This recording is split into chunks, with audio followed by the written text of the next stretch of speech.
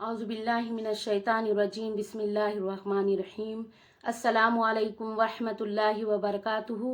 मेरी अज़ीज़ माँ और प्यारी बहनों, उम्मीद है अल्लाह से कि आप तमाम बहनें खैर वाफ़ियत से होंगी। देखो मेरी बहनों, हमें कितने कपड़ों में कफ़न देना चाहिए, यहाँ से हमारा रहेगा। औरतों को 5 कपड़ों में कफनाना सुन्नत है। एक कुर्ता, दूसरे इज़ार, तीसरे सरबंद, चौथे चादर, पांचवे सीनाबंद। इज़ार सर से लेकर पांव तक होना चाहिए और चादर इससे 1 हाथ बड़ी हो, और कुर्ता गले से लेकर पांव तक हो, लेकिन ना इसमें कली हो ना आस्तीन, और सरबंद 3 हाथ लंबा हो, और सीना बंद छातियों से लेकर रानों तक चौड़ा और इतना लंबा हो के बंधा जाए। अगर कोई 5 कपड़ों में ना कफनाए बल्कि फ़कत 3 कपड़े में कफन दे, एक इज़ार, दूसरे चादर, तीसरे सरबंद, तो ये भी दुरुस्त है और इतना कफन भी काफ़ी है। और 3 कपड़ों से भी कम में देना मकरूह है और बुरा है। हाँ, अगर कोई मजबूरी और लाचारी हो तो कम में देना भी दुरुस्त है।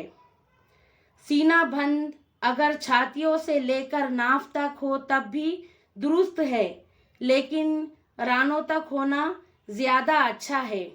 देखो इसमें यह भी बताया गया है कि अगर हमारी कोई मजबूरी और लाचारी हो, मजबूरी से मुराद पहले है तो जंगों में बहुत सारे साहबा इकराम शहीद हो जाते थे।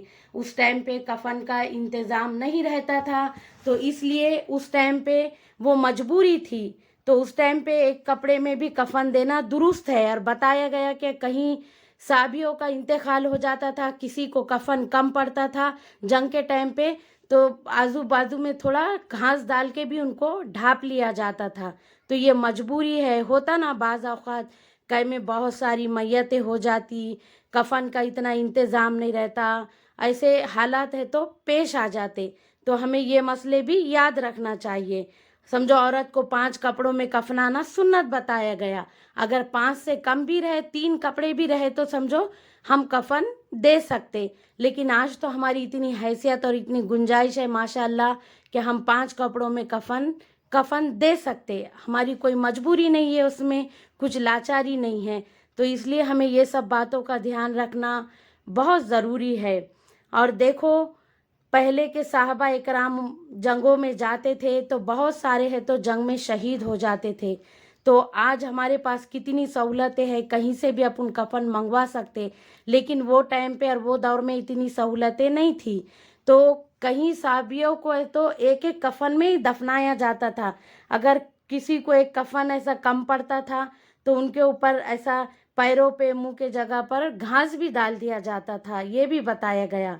तो देखो मैं आगे है तो अब कफनाने का तरीका बताऊंगी कि मैयत को कफन में किस तरह लपटा जाता है।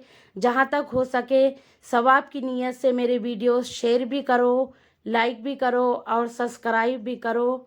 अस्सलामु अलैकुम।